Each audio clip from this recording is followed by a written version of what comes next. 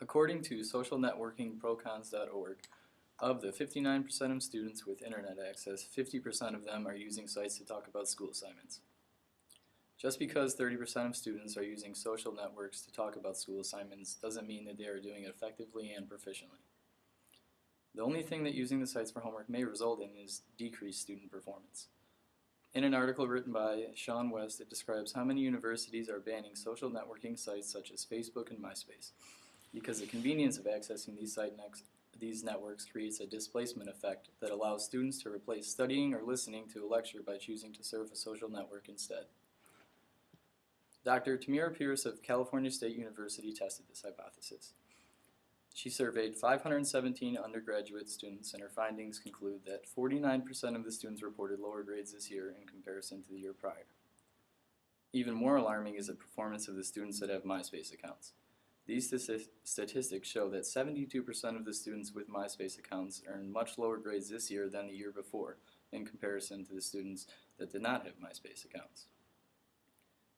The fact that students who do not have a MySpace account receive better grades than users of MySpace is indicative of that the denial of access to these sites on campuses would result in an increased student performance. Because when the students are supposed to be studying or listening in class, they won't have the convenient luxury of easy access to these sites that will prohibit them from accomplishing their responsibilities as a student. The easy access of these social networks also creates an increased dependence on the site by its users. On their website, Facebook reports that in its 6 short years of existence, the number of members has grown astronomically from 1 million in 2004 to 500 million in 2010. This is a direct reflection of individuals' dependence upon social networks for sources of information. As more and more people are using them more and more frequently, the rate of dependence increases exponentially. Facebook also provides a statistic on the amount of people that are likely to be on Facebook at any given day. The report shows that of Facebook's 500 million active members, 50% of them will log on at any given day. If there are 250 million people logging on to Facebook at any given day, they have become dependent on it in the sense that they're logging onto it every day almost like it's an integrated part of their daily routine. Facebook also includes that there are currently 250 million users accessing Facebook through their mobile devices. The ability to access a social network from something that can fit in your pocket will undoubtedly increase people's frequency of access to them, in turn causing their dependence on the network to increase. If access to these sites is eliminated, it will decrease the students' dependence on these networks, resulting in an increased overall performance. The freedom of choice being taken away is irrelevant in this case. College attendance is not included in our right as citizens. It is a privilege for some and a choice for others. If you enroll in college, you have to make the choice to sacrifice your rights because college is not a mandatory requirement. It is your choice to attend.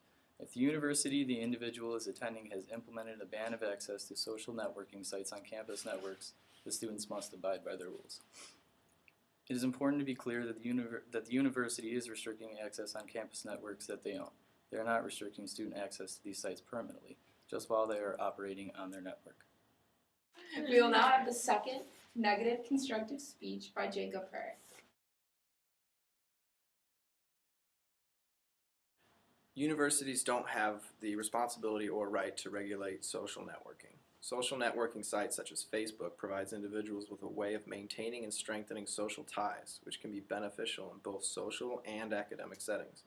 These same sites, however, also can pose a danger to student safety, privacy, and professional reputations if proper precautions are not taken.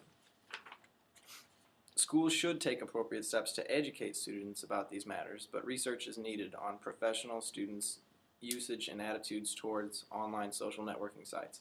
Monitoring and usage of these sites by institutions venture into areas concerning the Fourth Amendment, the right to privacy and duty of care. Further research is needed on how to best address the issues surrounding online social networking. That's from Chaudhuri, 2011.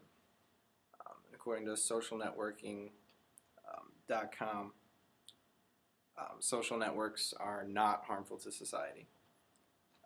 This research might lead people to conclude social networking is bad, but it would actually be more accurate to conclude that excessive social networking can be harmful.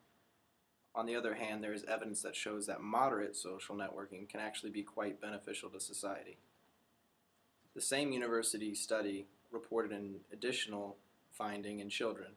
They reported that they observed modest benefits on 3 cognitive skills tests, as well as self-esteem.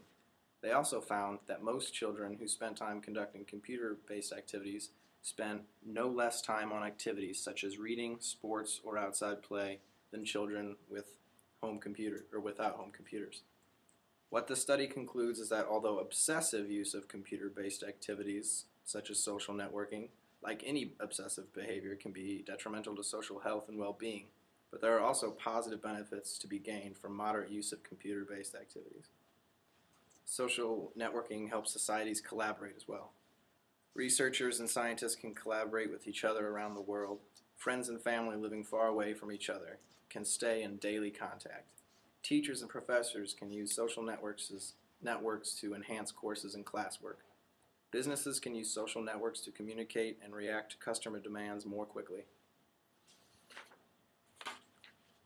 Which leads me to my next point. Social networking leads to more frequent communication. The convenience and ease of use of social networks through blogs, forums, and email lists can lead to a society that is actually much more connected than ever before. The internet has now allowed the circle of friends and colleagues to span the entire globe, and provided people are careful to use the internet in moderation and balance, these social networks will only serve to enhance human relationships and to benefit society as a whole. 60 million Americans receive help with major life issues, such as changing jobs, finding a new place to live, buying a car, and caring for someone with an illness from people in their social networks in 2006. These people said social networking sites helped them connect with friends and experts who assisted in their decisions. Pew 2006. And to reiterate the harms of the affirmative, 59% of students with access to internet report that they use social networking sites to discuss educational topics including career and college planning, and 50% use the sites to talk about school assignments. NSBA 2006. Studies have shown that being part of a social network has a positive impact, including increased quality of life and the reduction in the risk of health problems. They help improve stroke recovery, mental retention, and overall well-being. Jason 2009. Internet users have larger social networks than non-users, and using social networking sites to maintain those relationships facilitates more face-to-face interaction. We will now have another Crossfire question session between our last 2 speakers for 3 minutes.